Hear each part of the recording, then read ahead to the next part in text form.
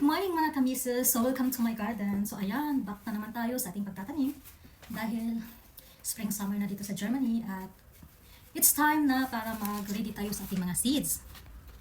So ito yung mga lupa na aking tatamnan ng aking mga seeds. Ayan. Napaka-healthy yung ating lupa. So ayan, ang una nating gagawin ay ayan, naglagay na ako ng ating mga lupang gagamitin. No?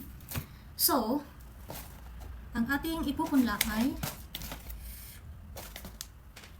dito tayo sa ating zucchini.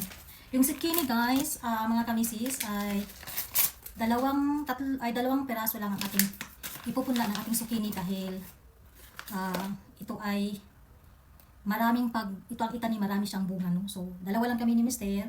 So, dapat hindi natin damihan sa pagtanim dahil hindi natin mauubos, sayang lang din. At 3 months lang tayo ang ating summer dito. So, kailangan natin na ma-consume natin. No? So, ito yung ating zucchini. Ayan. So, dalawa lang ang itanim ko. Kasi last time, nung nakaraang ilang summer, nung nagtanim ako nito, inubos ko lahat ng seeds. Ang dami pala first time kong nagtanim. Ang dami pala pag ito ay namunga. So, ang itanim nyo ay ibabaw itong ano, tapos yung patulis, yun ang itanim nyo. So, ayan. Huwag nyo lang masyadong laliman para madali siyang tubo. So, ayan. So, ito yung ating zucchini. Ayan. Pagkatapos, ang gagawin ko ay isusok ko siya sa tubig tapos diligyan ko siya ng ano. So kailangan lang siyang maintain lang moisture ala. Yung pagkabasa ng ating lupa, no, para wag lang yung abutan niyo na maging dry yung lupa. So ayan, tapos na to sa ating zucchini. So dito tayo sa ating meron pa ako ditong bukas na ito, yung sweet snow peas. So, ang ating snow peas, ito, medyo dami-damihan ko yung ating snow peas dahil gusto din ito ni Mister, ang ating snow peas, no? So, ayan. Ayan. So, tapos, dito ko sila ilalagay sa aking winter garden dahil dito ay mainit dahil sarado. So, madali lang talagang tutubo ang ating mga seeds. So, ayan. Wag lang natin siyang pailalim masyado para madaling tutubo ang iyong mga seeds. Ganun kayo magtanim, guys. Kahit anong klaseng seeds, wag nyo masyadong ilibing masyado yung seeds. Yan. So, tapos, lagyan natin yan ng label ng ating mga seeds para naman alam natin kung ano yung nakalagay dyan. So, ang una ay zucchini.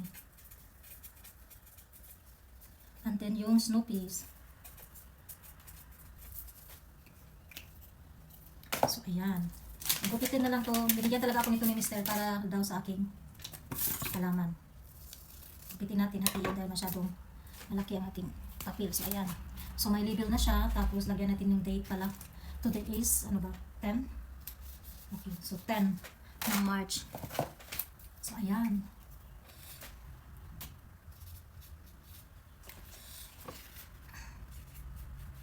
Para alam natin kung kailan natin yan ipunla. Ayan. Tapos, mamaya ko na lang sila diligyan, guys. Muna tayo lahat sa ating ano. So, tapos na tayo sa ating zucchini, ating snow peas. So, marami akong snow peas palang nilagay din na binili. Yung itong mga red radish, ay diretso ko na pala ito siya, guys, sa garden. Pero hindi pa sa ngayon, yung tamang init na. So, ayan. So, ito tayo sa ating malaking kamatis. Ito yung ating tomatoes. Ang ganitong klaseng tomatoes, hindi ko dinadamihan kasi nga bihira lang naman kaming maggamit nito. Kadalasan sa amin yung snow ay yung oh my god, sayang yung seeds. Ay yung mga pang salad na tomato, cherry tomato. So meron lang ako nitong 4 na itanim natin, 4 lang siya. Yan. 4 lang ang ating ilagay. Tapos takpan lang natin yan ng konti. Yan. Ayan na. Ganito lang ako kadaling Marami akong itinatanim dahil napakahilig ko talaga sa pagka-garden. So, big tomato. So, that is 3, 10. So, yan. Malaki yung label na yan kasi so, yan na ating tomatoes. Next is tapos ng ating tomatoes. Magpapamaluto ko. Ito, diretso ko na yan sa ano. Gusto ko ng salads this time. ito ang ating Baguio beans. So, meron tayong Baguio beans.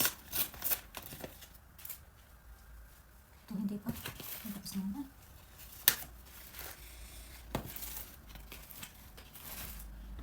Ayan pala. So, dito natin ilagay ang ating Baguio beans. Sa ating Baguio beans ay konti lang din yung ating ilalagay. Maglagay lang tayo ng kahit 5 piraso lang. Itanim natin. So, ayan. Kahit 5 piraso lang. Ayan.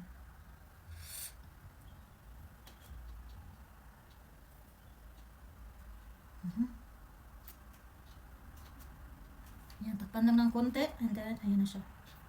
Ang ating Baguio beans. Ayan.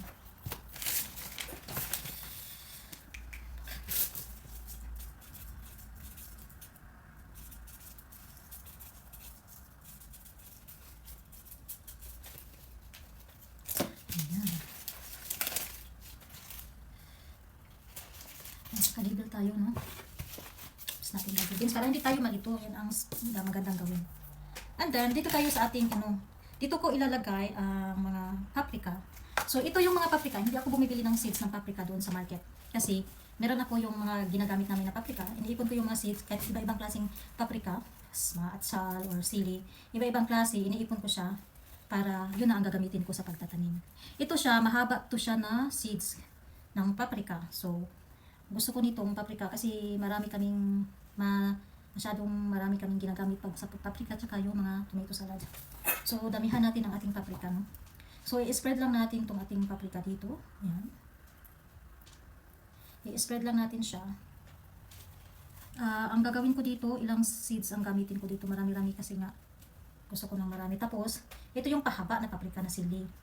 Matamis din to. Tapos, meron din ako yung bell pepper, yung malalaki, yung tinatawag nilang, ang daming pangalan ito, no? Capsicum or bell pepper or sweet paprika or something. Sweet chili, kumbaga. Yun yata yun. So, ito, dry na kasi to, kaya ayan. Ayan. So, tama na to. Ayan. Then, takpan lang natin din yan. Ganun pa rin yung mga proseso. Huwag nyo masyadong takpan ng yung kapala ng takip. Ayan. Para pag if next month, ready na ako guys. Habang nagre-ready ako sa aking bed doon sa garden, ay meron na rin ako inaantay na mga seeds. Diba? Na ayan. Hindi lang sila makita. Yun na. Ayan. So, ito yung ating lagay ko dito ay yung long paprika na lang na pangalan natin.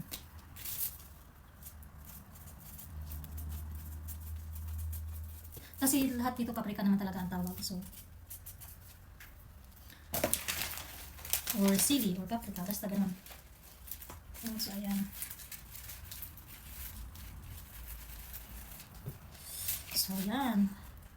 Ready natin ating isang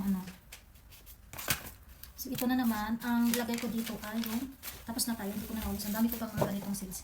Ito naman, ito yung malalaki na paprika. Ito, ayan. Iniipon ko talaga yung mga seeds. Para di na ako bibili kasi sayang yung pera. Eh, marami naman meron pa pala akong malalaking tomatoes. Ayan. So, dito natin ilagay. Yan, dry na sila.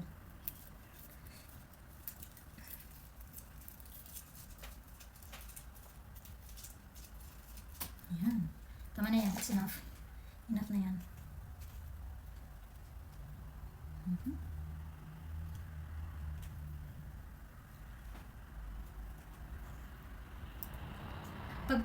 Pag din nyo siya masyadong tinatakpan, mas dali lang silang tutubo. Yan ang sekreto ng pagpupunla ng seeds. Basta lang hindi lang sila makita, yun na. Yan. So,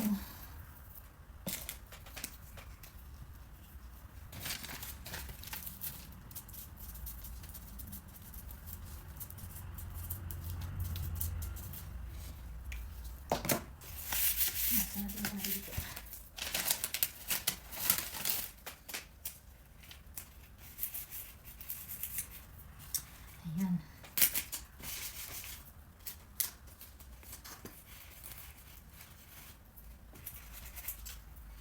siya.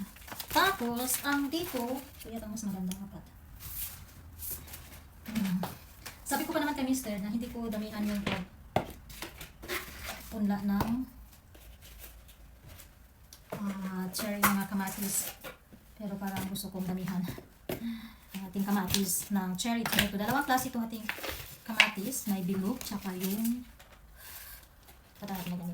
may bilog at saka yung cherry at saka yung grapes tomato. Ito yung tinatawag na grapes tomato. Grapes tomato. Ito yung cherry tomato, yung bilog na matatamis. Mas gusto ko yung bilog kasi mas matamis siya, guys. So gagawin lang natin ay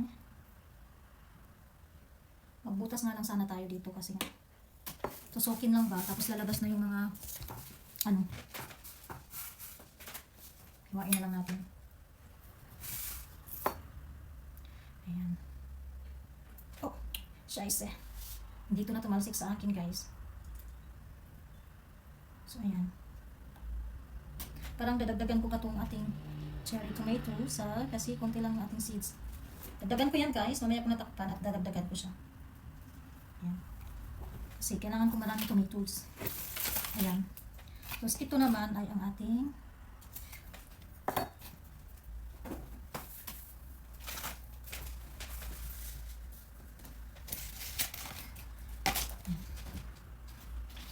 tapos na tayo.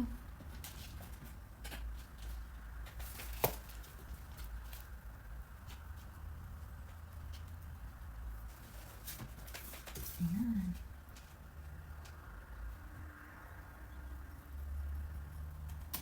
Ayan o. Dapat lang pala ginanong ko lang siya. Ayan.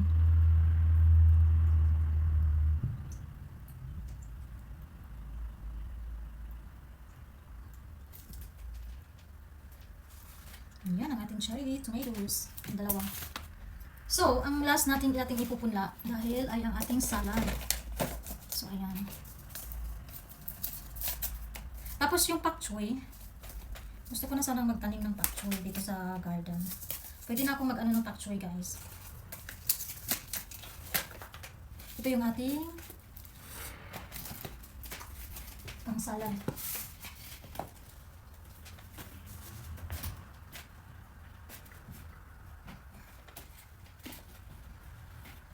Itong mga pot na pinagtaniman ko, libre lang ito dahil pag bumili ako ng mga halaman na tinatanim ko sa garden, hindi ko tinatapon yung dahil pinagtaniman ko ng magagamit ko dito sa aking vegetable garden.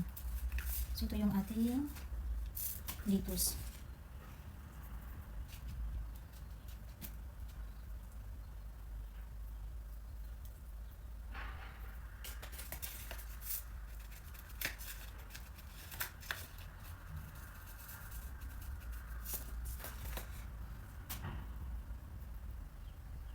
Ayan, and then takpan na natin.